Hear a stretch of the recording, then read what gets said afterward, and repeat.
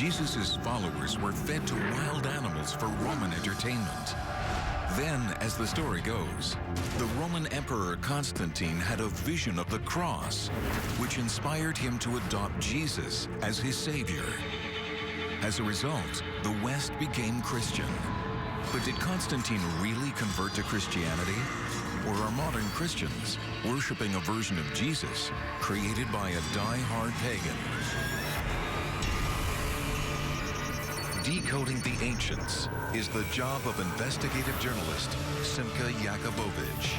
From deserts to tombs, from Rome to the Holy Land, Simca tracks down the truth behind historical myths, long-held beliefs, and some of the greatest biblical stories ever told.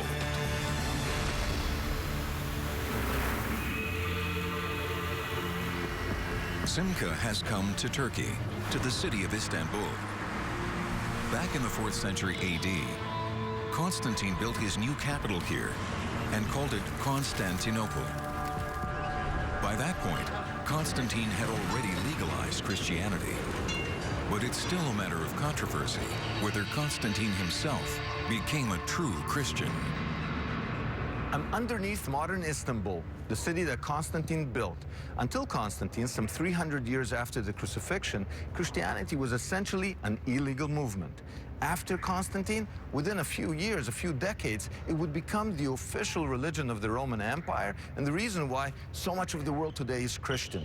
The question is, who was he? And the religion that he created, is it a religion that Jesus would recognize? In the 4th century AD, the Roman Empire was divided into 4 major areas. Each region had its own ruler. But when Constantine's father, who ruled the West, died in York, England in the year 306, his army declared Constantine ruler of the entire Roman Empire. This sparked a bloody struggle to determine who would end up emperor. In the year 312, Constantine was pitted against the general Maxentius, who controlled the central region, including the city of Rome. Their famous struggle for power was depicted 1,200 years later in these frescoes by Renaissance artist Raphael. Based on early Christian sources, Raphael painted these narratives on the Vatican walls. And it's these frescoes that tell us the traditional story of how Constantine converted to Christianity. But there's a much older work of art that tells a different tale.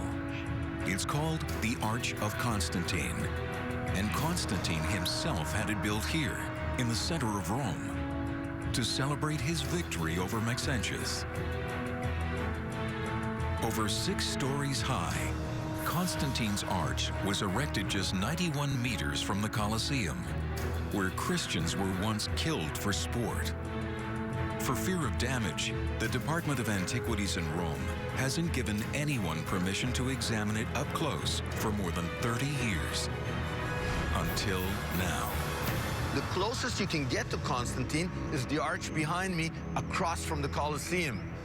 It's Constantine's Victory Arch, and on it he sculpted his narrative.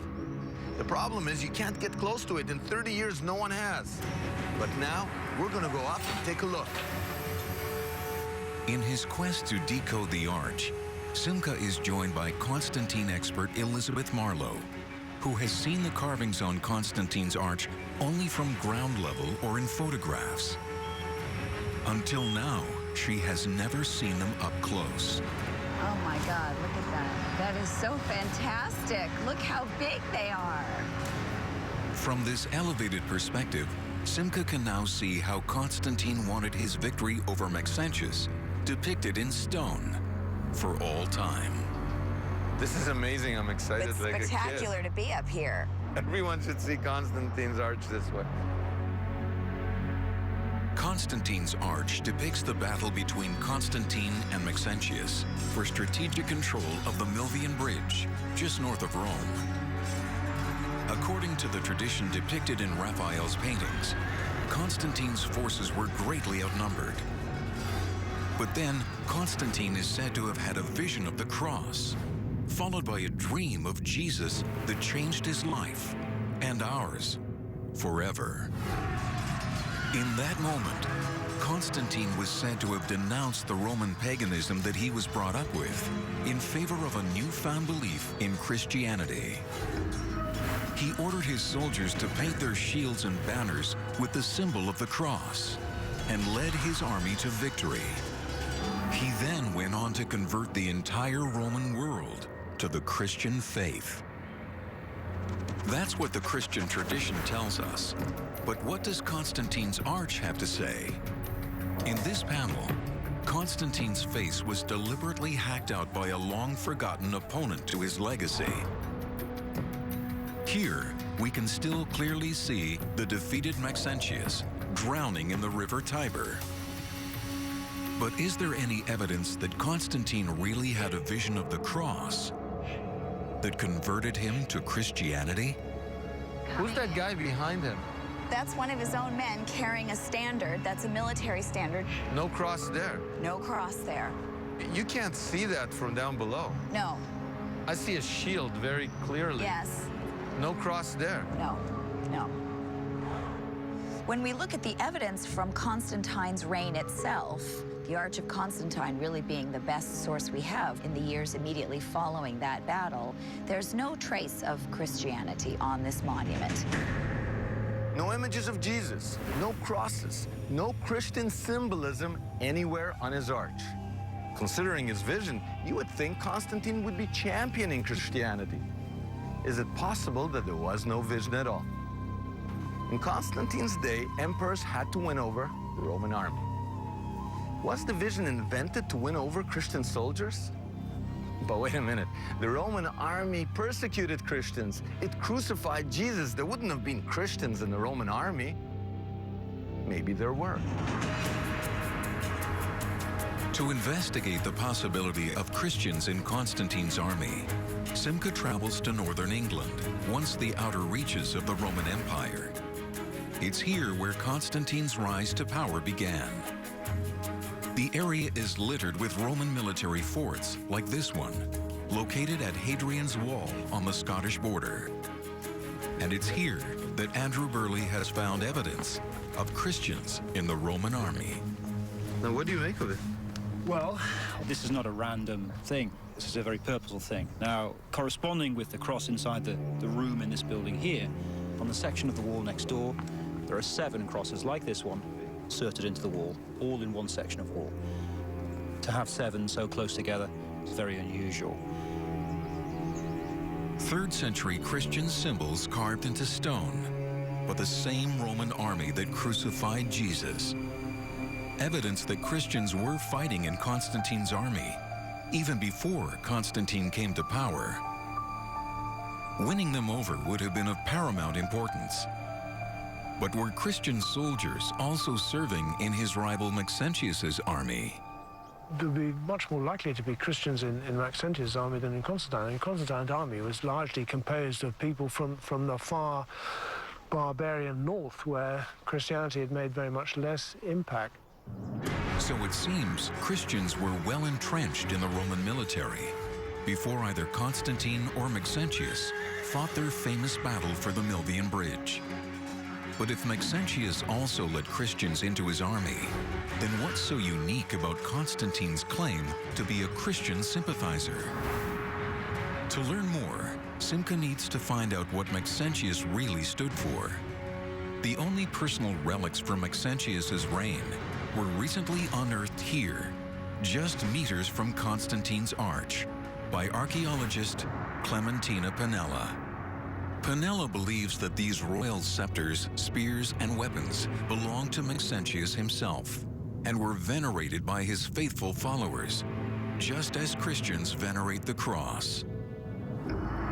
Ritrovato il corpo di Massenzio, Costantino taglia la testa di Massenzio e la porta in città. E Costantino, ovviamente, avendo vinto col sangue, deve dare del nemico la peggiore presentazione. Quindi Massenzio è il tiranno. I panegirici dicono le cose più terribili di questo Massenzio, i vizi più turpi gli sono attribuiti e la memoria di Massenzio viene, come al solito, cancellata. Upon his victory, Constantine tried to wipe Maxentius from history's good books by portraying him as a pagan tyrant and a Christian persecutor. Però Massenzio invece è stato un grande imperatore e Massenzio non diede fastidio ai cristiani. E io mi chiedo che cosa sarebbe successo se Costantino non avesse vinto. Che cosa sarebbe successo della nostra civiltà, che poi è piena di cristianesimo e noi siamo dei discendenti di questa battaglia. So if the image we have of Maxentius as an evil pagan tyrant has been fabricated, is it possible that the image we have of Constantine as a Christian emperor has also been fabricated? To answer that question, Simca now investigates a secret religion that claimed the most powerful people in the empire as its followers. This religion worshipped a pagan god who had an uncanny resemblance to Jesus. Early Christian history states that the Roman Emperor Constantine received a divine vision of Jesus before defeating his arch-rival Maxentius, winning control of the Roman Empire and causing the Western world to become Christian. But was Constantine a true Christian? The most important statement we have from him is his triumphal arch in Rome. On it, Simca doesn't find a single Christian icon, but he does find pagan symbols. On this panel, Constantine is surrounded by pagan gods, the god of the river Tiber, a winged goddess of victory, and by Roma, goddess of Rome. An archaeological patchwork of pagan symbolism. Compelling evidence that Constantine only adopted Christian ideas to gain favor with Roman soldiers in both his and Maxentius's armies. But winning over common soldiers wasn't enough. To gain control over the entire Roman Empire, Constantine needed the support of the officer corps and the Roman elite. Many members of these classes belonged to a mysterious cult that had been around since before Jesus. That cult was called Mithraism, named after a Mediterranean sun god called Mithras. How did Constantine mobilize both these religions to serve his own ends? Can it be that what appealed to him was a blend of Mithraism and Christianity? Did he fuse the two together to create a super religion that would allow him to gain control over the entire Roman world? Not far from the Roman military fort where Simca has seen evidence of Christian soldiers in Constantine's army, another fort was discovered in 1949 by a French bulldog sniffing for bones.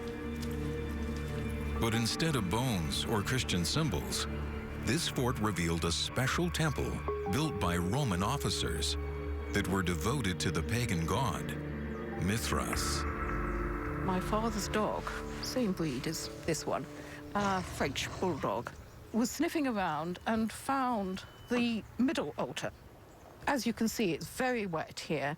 It was all preserved due to the dampness. Now, this is close to the Roman fort? Yes, and it was 500 foot soldiers, and Mithras was for the officers. So that's why it's so small. So the Roman officer class, which Constantine belonged to, secretly worshipped Mithras at this temple. At the exact same time, an increasing number of ordinary Roman soldiers were worshiping Jesus right next door. Mithraism was an elitist and secret religion, practiced only by men. Initiates walked into this clandestine temple, lit only by a few torches. Arriving at the front of the temple, these initiates would have seen an altar to the god Mithras, rays projecting from his head. Lit from behind by candlelight, the halo effect symbolized Mithras' status as a sun god, a striking precursor to the halo that surrounds the head of Jesus. This could be mere coincidence if it weren't for the fact that archaeologists have found the remains of Mithraic temples all over the Roman Empire. And more often than not, those temples were found hidden beneath the world's first Christian churches. To see one of these Mithraeums, Simca now goes to the Santa Prisca Church in Rome. Here, excavators pulled up the floor of the church and discovered one of the largest Mithraic temples ever found. In cavernous, dark rooms like these, the Roman elite would worship in secret. This is amazing. I feel like I'm in the Notre Dame Cathedral of Mithraism. Well, this is a pretty sizable one. The idea is this is a recreation of the primal cave where Mithras commits the sacrifice of the bull, which is the core event in Mithraism. The one source of light in this dark temple illuminates the centerpiece, a bas relief that depicts the main myth of Mithraic belief. Jutting out from the primordial rock, the sun god Mithras, the son of the sun, slaughters the sacrificial bull. And through the shedding of his blood, the universe is created anew. Essentially, what we're seeing is Mithras being seen as the key creator god who makes possible the regeneration of life. And you've got the primordial rock, you know, the cocoon out of which the whole universe is born. Impressive, but it also sounds pretty pagan. And yet, a strange inscription here suggests a more Christian approach. We don't have many inscriptions of Mithras. Right. It's a secret, and they didn't write that much. This is unusual, this place, that it does have a very faded inscription. That is correct. One particular text, the Latin translates as, "And you have saved us through the shedding of the eternal blood." You have saved us through the shedding of the eternal blood. Yes. So here, the central bloodletting Yes. is seen as an act of salvation. Yes, and the key event in the whole nature of cosmic creation and the whole nature of life. Mithras sacrifices the bull and spills its blood, strangely corresponding to the Christian concept of Jesus offering his own blood to save mankind. But the similarities don't end there. A lot of the Mithraic rituals very closely corresponded to what the Christians would do in their worship. The sacred meal that they would participate in is taking the body or the blood of this sacrifice by sharing a meal of bread and wine. Here? Here. So it's communion. It's basically a communion, a Eucharist, and those who partake in this feast will live forever. So just as Christians reenact the Last Supper with Jesus before his death, a form of communion was also practiced here. And just as Jesus died and was resurrected, so was Mithras, which is why at this altar, Mithras is pictured right next to a sculpture of an Egyptian god. And this particular god, if you look carefully at his forehead, you notice that little lock that hangs down there. That's actually would signify that he is the reconfiguration of the god Osiris. And Osiris is the dying Exactly. and resurrecting Right. god of the Egyptians. Right. Just like Christians, Mithraeus believed in the concept of resurrection, which may explain why both religions were popular to members of the Roman military. Faced with the daily risk of death, who wouldn't put their faith in the possibility of resurrection and eternal life? But what's most compelling is evidence that Mithras' followers celebrated his holy birth on December 25th, the same day that Christians would later celebrate the birth of Jesus. It was shocking to me when I learned that nobody talked about Jesus' birthday as December 25th when, Right. when Jesus was walking the earth. Yes. It was Mithras' birthday. That is correct. And this is because December 25th was for the Romans always a traditional important holiday, the Feast of the Saturnalia, which went on for 12 days. And everybody was expected to give presents during Oh my that time goodness. period. And So suddenly 12 days, gift giving, December 25th. and a lot of these symbols do find their way into Christian iconography. As it turns out, Mithraism is embedded in the Gospels themselves through the story of the three wise men. At the Church of St. Apollinare Nuovo in Ravenna, Italy, the iconography is still Mithraic.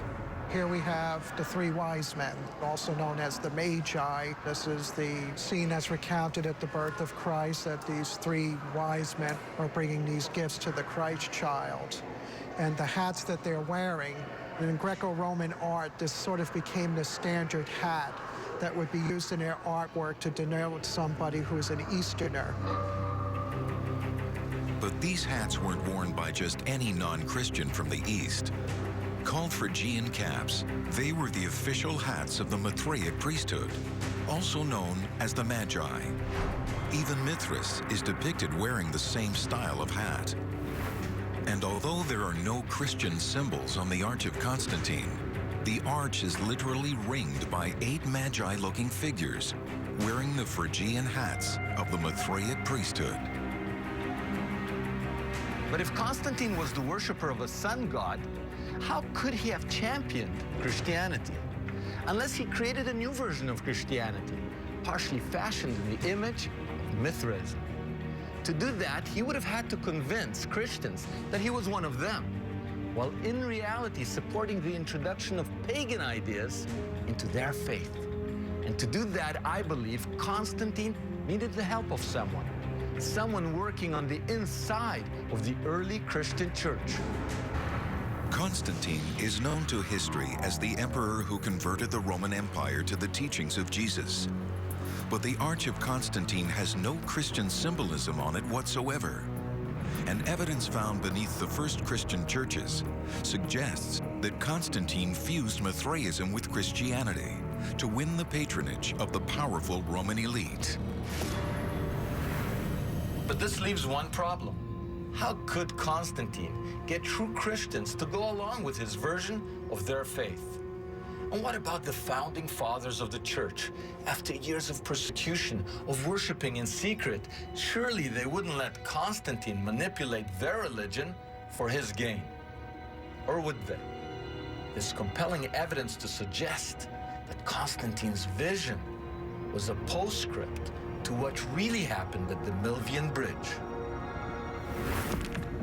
As it turns out, while Constantine was still alive, there was only one church father who recorded Constantine's life and his celebrated conversion to Christianity. His name was Eusebius, and besides becoming Constantine's sole biographer, he also became Constantine's right-hand man in the Christian world. According to Eusebius's writings, it's here at the Milvian Bridge, north of Rome, that Constantine had a vision of the cross and a dream about Jesus that inspired him to win the battle and change the world forever. So here's the Milvian Bridge. This is the bridge that gets associated with the battle. So this bridge behind you becomes, in a sense, a metaphor for the change of human history. Yes.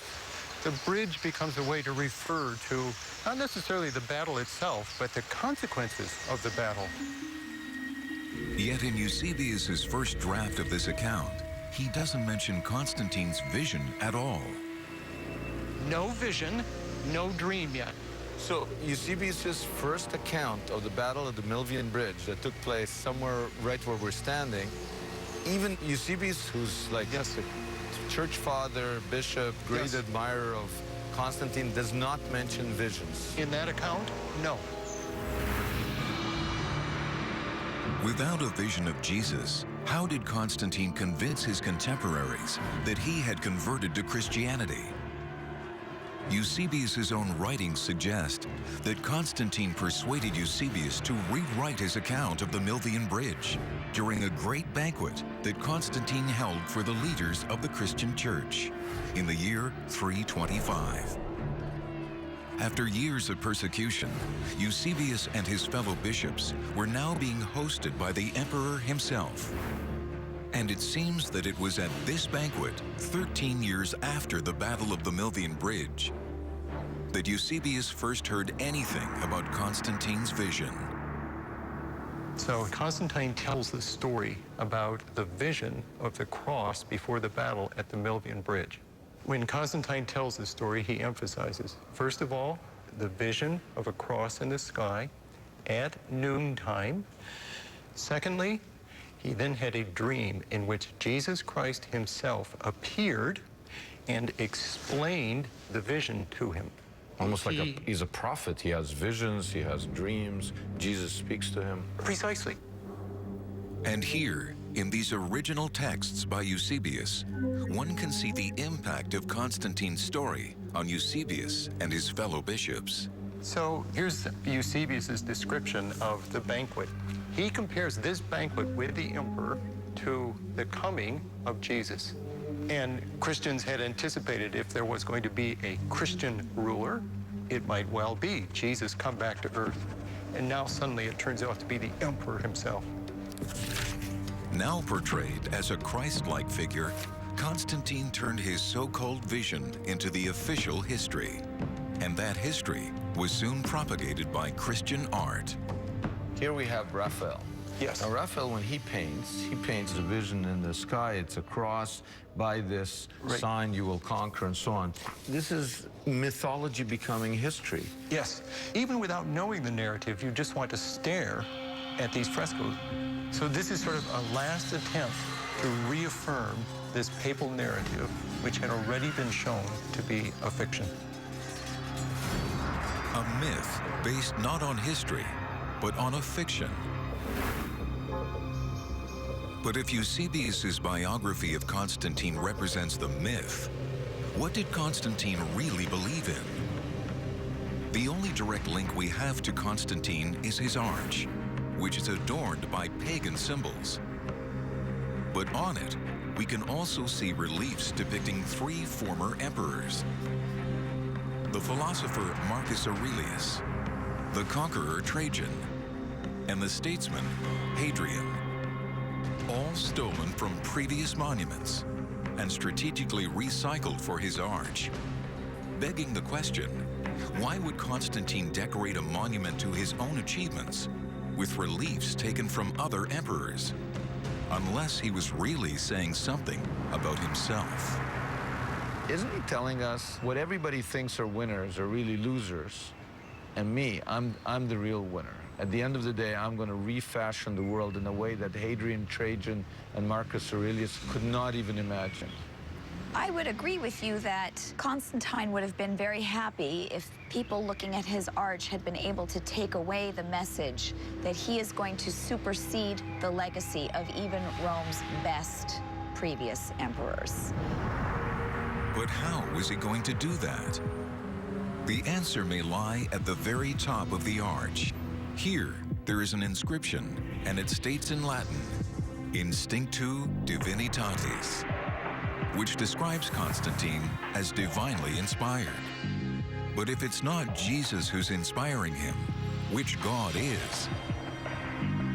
When looking at what's depicted on his arch, what we find are pagan gods from the Roman pantheon, and none so prominently rendered as the sun god Apollo.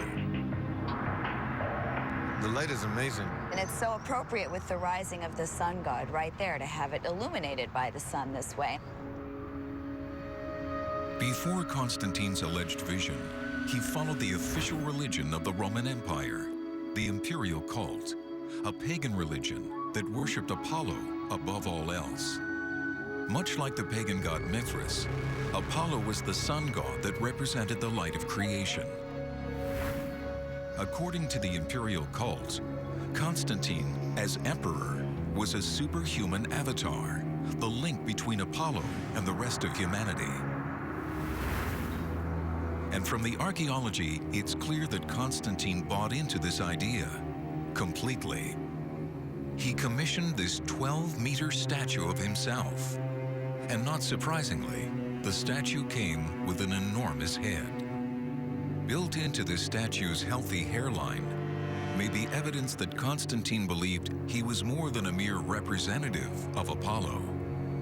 There are dowel holes that certainly were for some kind of insert, and it seems likely that it was for a rayed crown. That's not Christian to me. To me, that's saying, I am God.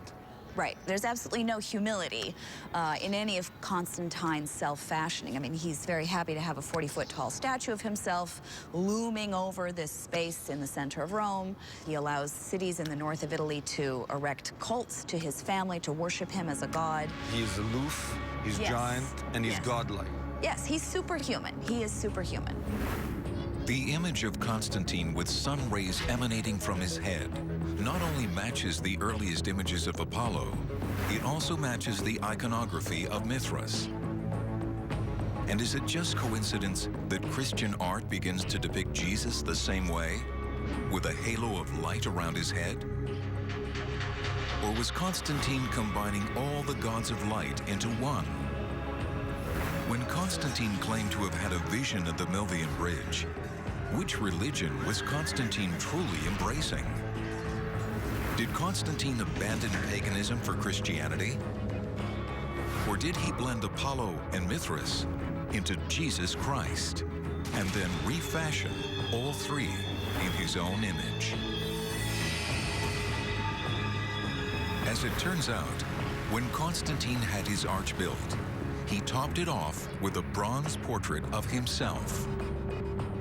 Destroyed in antiquity, this statue depicted him riding the same kind of chariot as Apollo, seemingly taking off into sunny skies.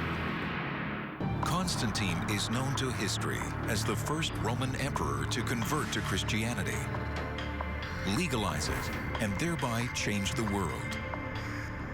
But the archaeology he left behind suggests an alternative history. His triumphal arch is covered with pagan symbols, and from the statues he erected of himself, it seems that Constantine not only worshipped pagan gods, he saw himself as having a special relationship with them. If Constantine saw himself as divinely ordained, he would have seen his reign as a new founding. He would have believed that he was responsible for changing the course of human history. And the new founding needs a new capital. Rome would no longer do. So he went to what is today Istanbul in modern-day Turkey, and he founded a new capital for his new empire. He didn't name it after Jesus or the apostles. Rather, he stayed true to his nature, and he named it after himself. He called the new city Constantinople. He left Rome, and he certainly never returned there again. Settled on this incomparable site. It bridges the two continents. It's strategically and tactically located in virtually an ideal position, easily defended. And I think he wanted a monument to himself.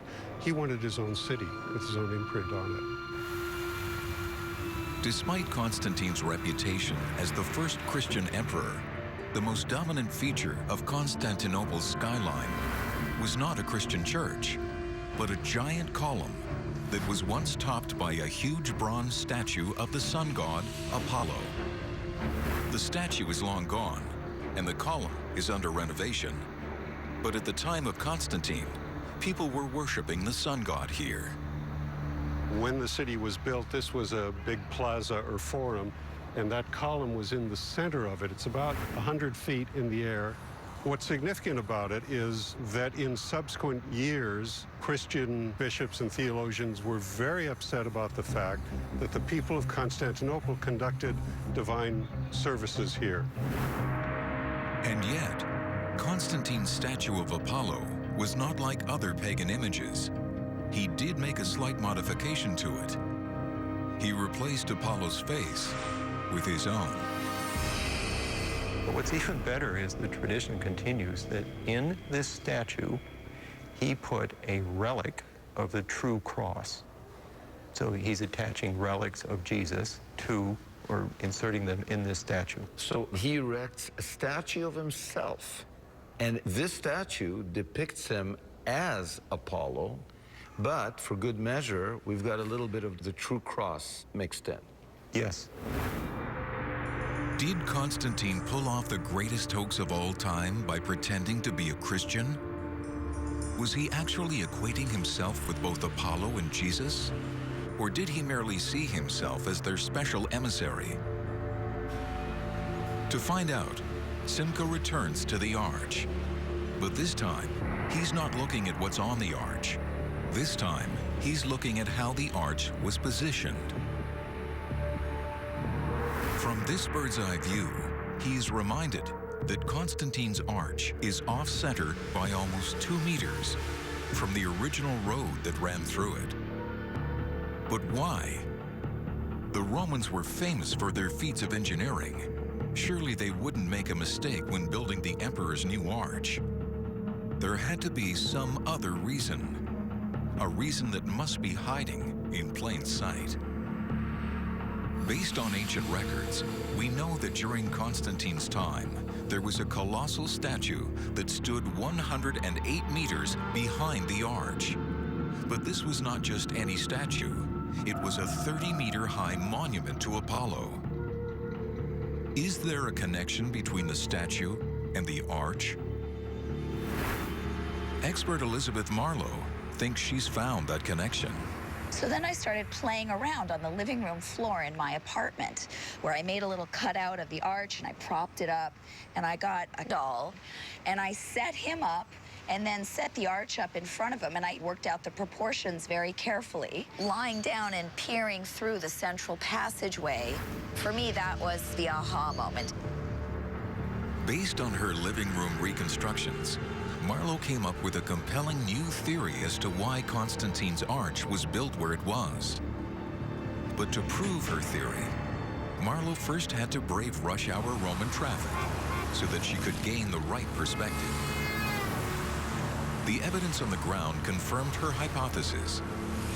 Constantine's arch was built off-center on the road so as to perfectly frame the Colossus of Apollo behind it.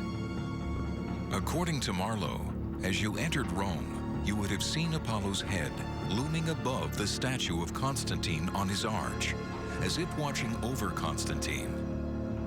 But as you moved closer to the arch itself, the sun god would have dropped below Constantine until he was left standing in the center of the main archway.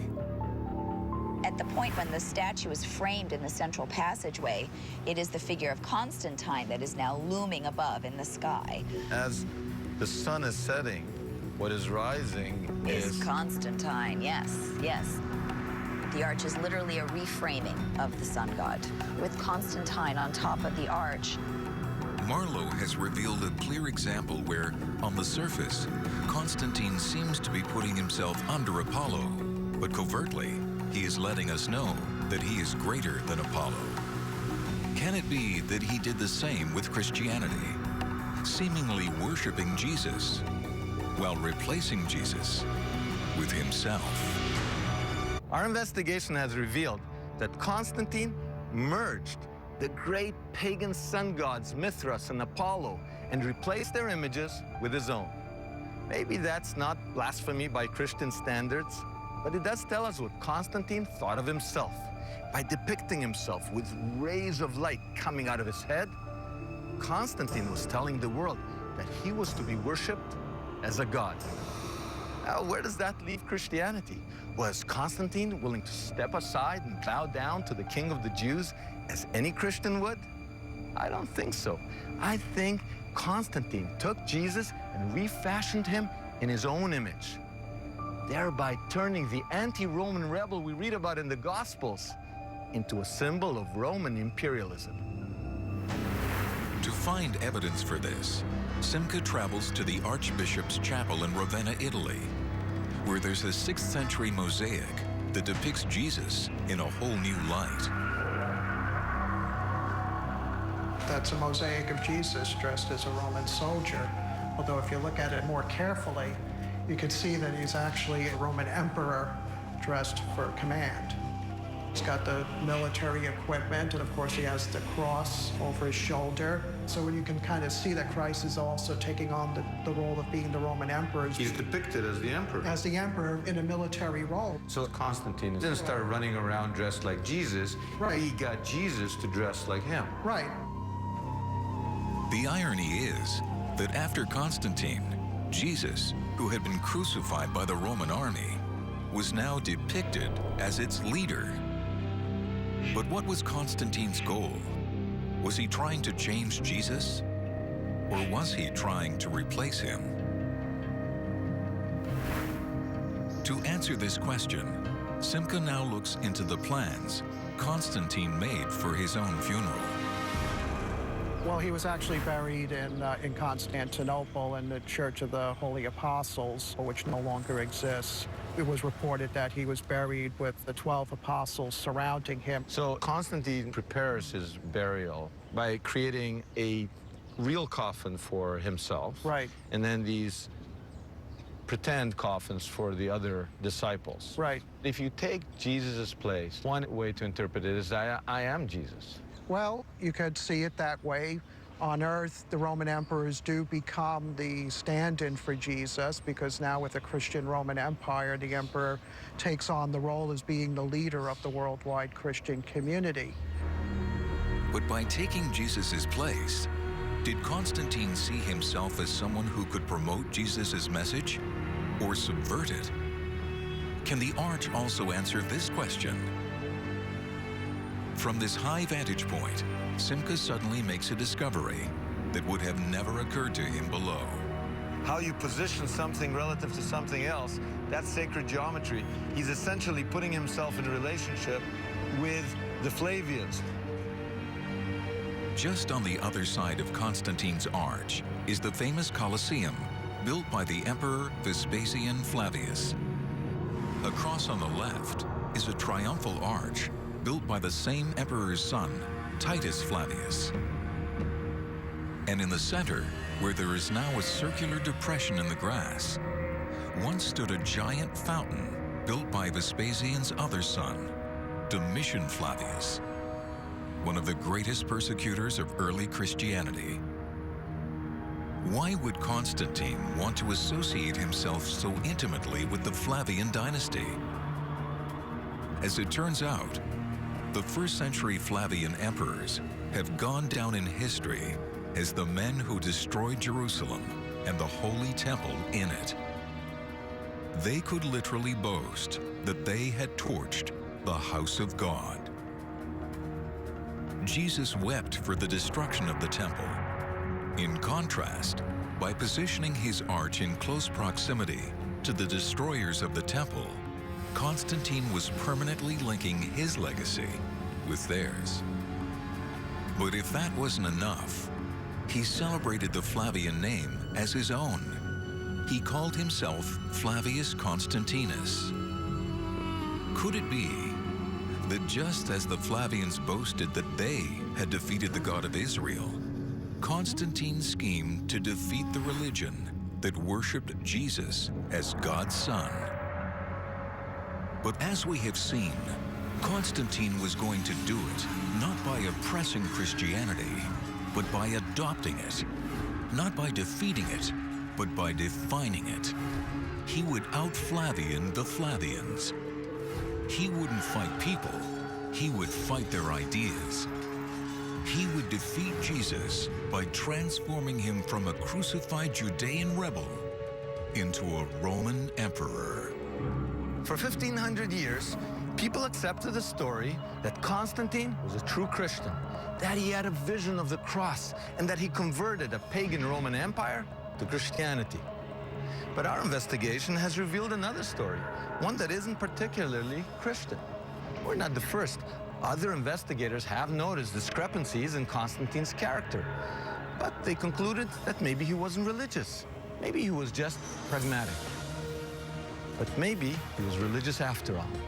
Not in a Christian sense, but in a pagan sense. It seems that he put his faith in the Son. He believed in the Son's only begotten Son, himself.